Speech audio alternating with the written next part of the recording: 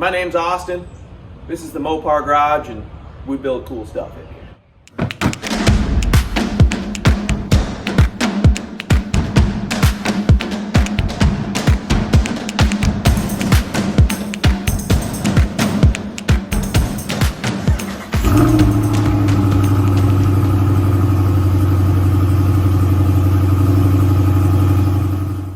What's up, guys? It has been, I don't know, 5-6 weeks since I uploaded a video. Before we jump into the 1-year ownership review of my 2500, do want to give a couple project updates and give you the reason why I have not been uploading. So as you guys know, a few months ago, we bought a new house, and it has been just a nightmare of unexpected repairs, projects that have kept me so busy, tens of thousands of dollars of repairs. So when you're writing those checks, it feels a little bit irresponsible to write more checks for car parts. So been dealing with that. Also got a wedding coming up, actually next weekend. I'm getting married, which is nuts. That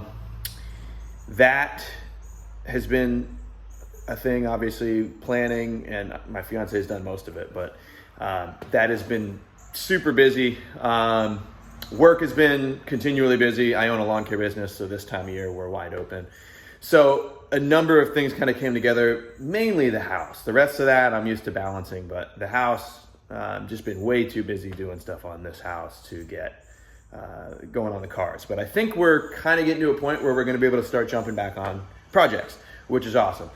I have time this weekend, but I get married next weekend, and fiance does not want dirt under the fingernails. So let's give a couple project updates real quick. The Shelby, where we left off, if you guys have not been following along, right up here, if you click right there, that will give you access to a playlist where you can follow along. This is a 1986 Carroll Shelby Dodge Daytona Turbo Z. I do have that trim piece. I hate that it's not on there. I do have it. This has always been a dream car of mine. For those of you following along, you know. But where we left off is the subframe. We were dropping the subframe to change the steering rack. It is welded on the passenger side. So I have not ground that weld off. So we are sitting exactly where that last video ended off. One update that I don't think I filled you in on. I got the fuel rail all rewired, which came out sweet. It looks way better than factory. I actually had a auto restoration shop do all this because they had access to all the connectors and things like that. So fuel rail came out sweet. All the wiring, you know, when you're unplugging these connectors before, it's like worried about breaking wires, and I actually did break wires, I think, on this one. So anyway, that is the only real update on the Shelby, is that the fuel rail is all rewired. I have to order a turbo. I did find a complete brand new turbo with an EGR, which is awesome because one of the broken EGR pipe here was one of my big concerns, but I found one in a complete assembly with new everything.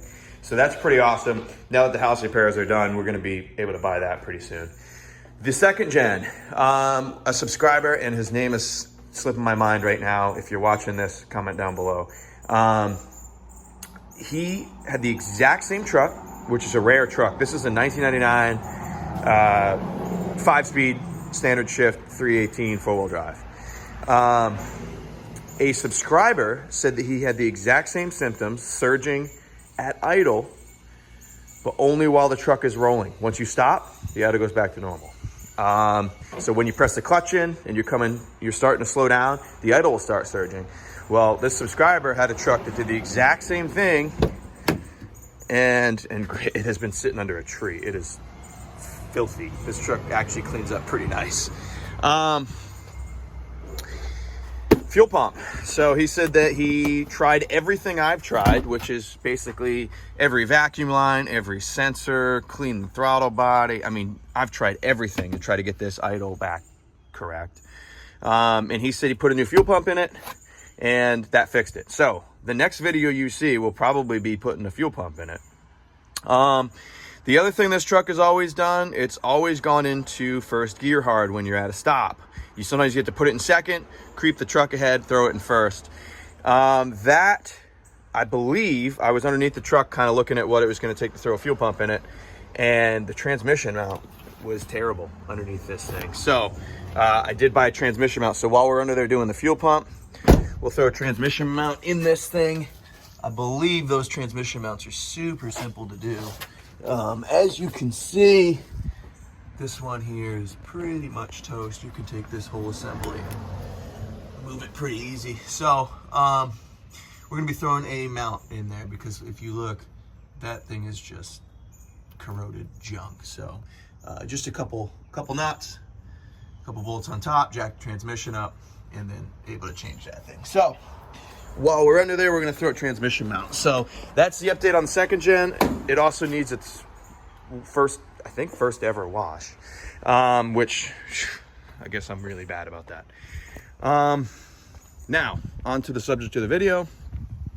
It has been just over a year since I bought my work truck. I bought it April 19th last year. It just turned over into June, so I guess I missed it by a little over a month, but close enough.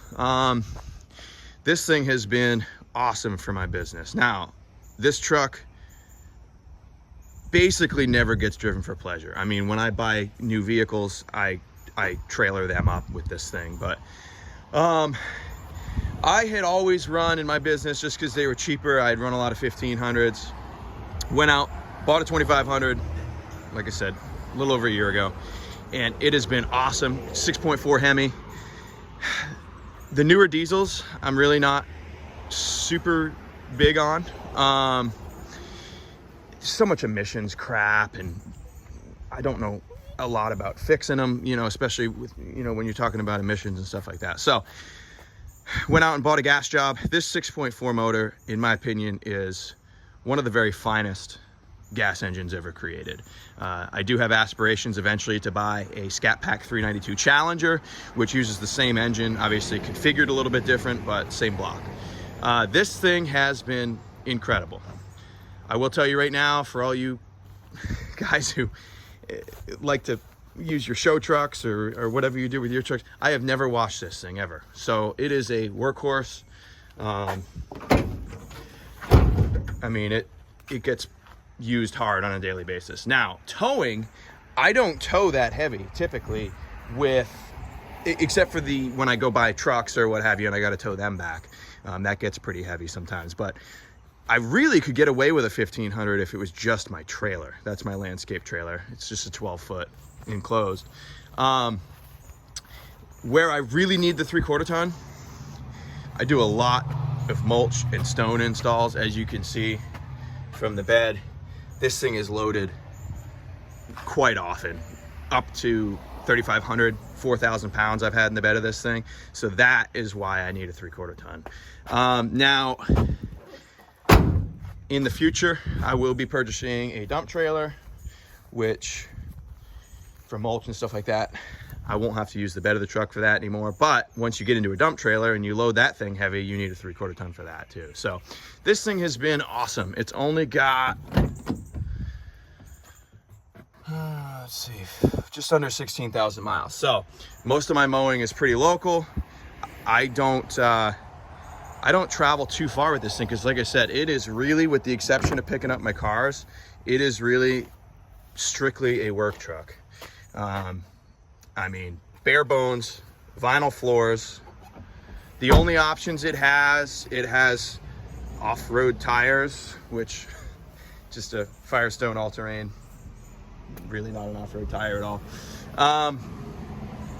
It has the whatever option it is that allows you to have the plug-in. So it's got one there for a 110 volt plug, and then it's got inside the bed, it's got a plug, kind of handy for charging, you know, drills and tools and stuff like that. Vinyl seats, which in my business, I get in here drenched with sweat. I live in coastal South Carolina, so heat indexes of 100, 110 degrees all the time. So I get in here drenched with sweat. I don't want to deal with cloth seats and that kind of thing. So that's pretty much the only options this thing has. She's pretty bare bones. It's exactly what I wanted though. Crew cab, 8-foot bed. It's the exact truck I need with the Hemi.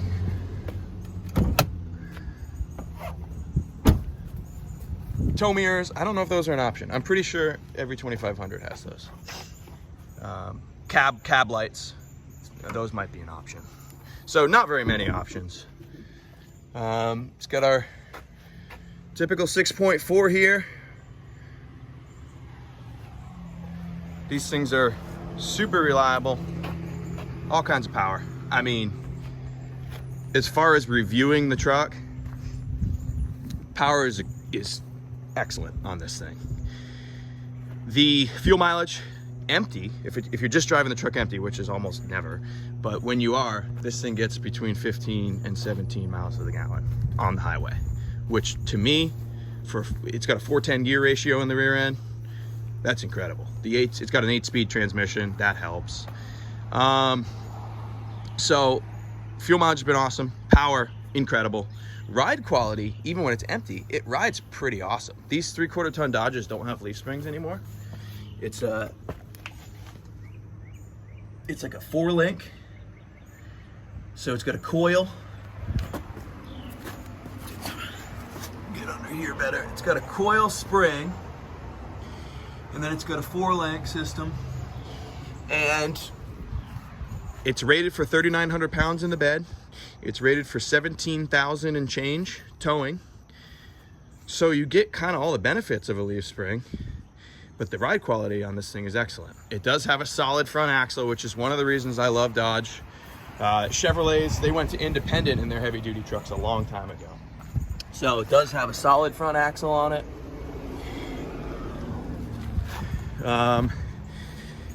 With these control arms in the front, kind of odd. They're super long and they hang super low. But I will never ever go off-road with this truck, especially since it's 2-wheel drive. So the design of the truck itself is awesome. Tons of room in the back seat. I really have almost zero complaints with the truck. The only complaint that I have is the service brakes aren't very good. They're okay. When the truck is empty, they're fine. But once you get heavy behind it, so with this trailer, they're fine too. But once I get 3,000-4,000 pounds in the bed, once I get 8,000-10,000 pounds of towing behind it, because this trailer right here, even all loaded, I think is like 2,800 pounds. So when I'm towing heavy or hauling heavy, the service brakes on the truck, if you're hauling a heavy trailer, you want trailer brake. You want good trailer brakes, because the service brakes on this truck leave a lot to be desired. You got to plan your stops, leave a following distance in front of you. It's odd. I don't know if it's just this one in particular. I've driven 3,500 Dodges, which maybe, brakes are probably a little bit bigger on those, but I've towed with 3,500, the newer style trucks, and they seem to stop just fine. This one, for whatever reason, the brakes are not the best. They're just not powerful. Other than that, I love this thing. I mean, it sounds good. It runs really good.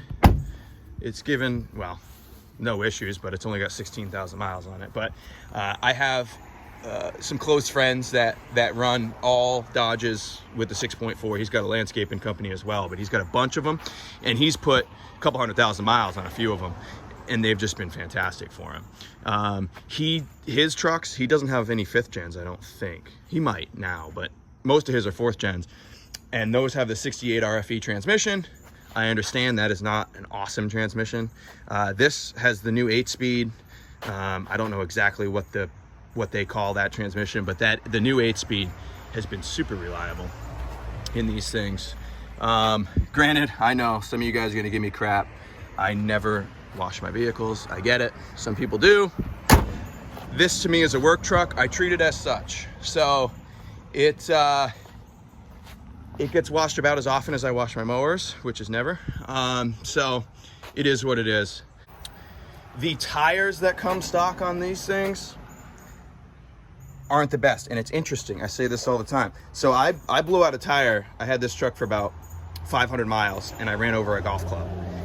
or putter with the little counterweights on the back, the sharp counterweights on the back, and it blew a hole in the side of my tire. I had to buy a new tire. So I bought the same tire that comes on this thing, Firestone Transforce AT. And you can see, these are the original tires, 16,000 miles, and they are about down to the wear bar. They're terrible. But the new tire that I bought, and granted it's an AT2, maybe they wear a little bit better, but it's the same tire essentially. And this tire here is almost brand new still. So the theory is, and I've heard this from several people, and I really believe it. I think when Dodge builds these trucks, or whatever manufacturer is building the truck, I think they buy these tires in bulk and buy them as a cheaper version. They're labeled the same, but they buy them a cheaper version because the tires that come stock on these trucks are not good. I mean, they don't last. I mean, 16,000 miles and they're about worn out. I mean, I'd say 75% worn. And then you get the exact same tire here that was replaced within 500 miles of those being new, and it's in great shape. So once these wear out, which is pretty soon, I will be putting some BF Goodrich all-terrains on it. You guys know I'm a big proponent of those. One more thing I want to show you guys. Window sticker.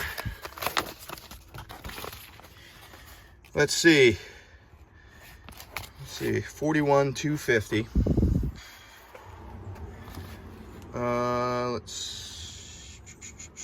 Here's the only options on it. 410 axle, posi track rear end. Tow mirrors are an option, I guess. The power outlet, right? So that gives you your little plug in here and the plug back in the bed. Full-size spare. Trailer brake controller. I didn't know that was an option. It does have that. And the old on-off-road tires, which I would call them an on-road tire, but it's two-wheel drive, you know, truck that's never going to be off-road, so who cares. I do like to run an all-terrain just because of they're durable, you know, they got a thick sidewall. You have less chance of one of them going flat, so that's why I run BF Goodrich all-terrains, because those things are tough as nails. So I will be putting them on, I would guess, within the next 4,000 or 5,000 miles once these tires are completely gone. Yeah, that's pretty much it. Just a tradesman. With the, okay, that 8-speed is called an 8HP75. So MDS, the multi-displacement system, I've always kind of hated that. It might save you a little bit of fuel, but it is a marvel of technology. But it makes it so you have to run a 0-40 oil, and I'm towing all the time with this thing. And when it's in tow haul mode, that system deactivates itself. But when I'm towing just this trailer, I'm not in tow haul mode. The thing weighs like I said, 2,800 pounds. So I'm only in tow haul when I've got a really heavy bed full, or I'm towing one of my vehicles or something like that. So when it's in tow haul, that system shuts down.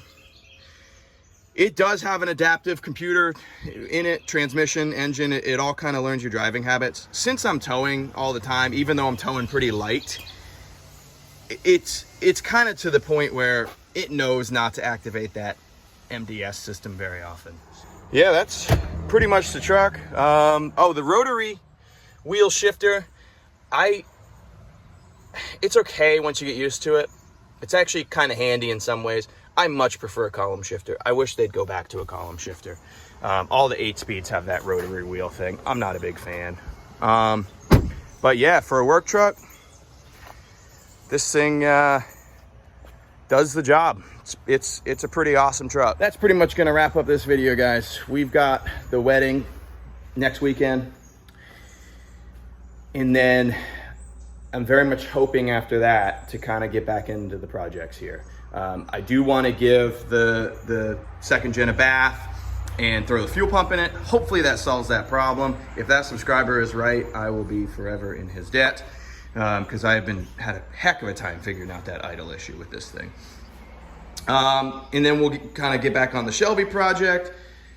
I've got to send out my steering rack for repair, but to do that, I've got to grind that weld off the passenger side and drop that subframe. Now, the growth of the channel had been awesome. We had jumped up, I think it's like 320 some subscribers at this point. The subscribers were rolling in. I had a couple videos that kind of went, I don't know, viral for me. I think I have a video with 40,000 views, a video that's about to turn 30,000, and then a bunch more videos that are in the 4 figures, right? So for me, that was really good, and the subscribers were just rolling in. But then obviously this happened, and I kind of stopped posting for a few weeks, and that, with the algorithm the way that it is, really hurts the video. So it really hurts the growth of the channel.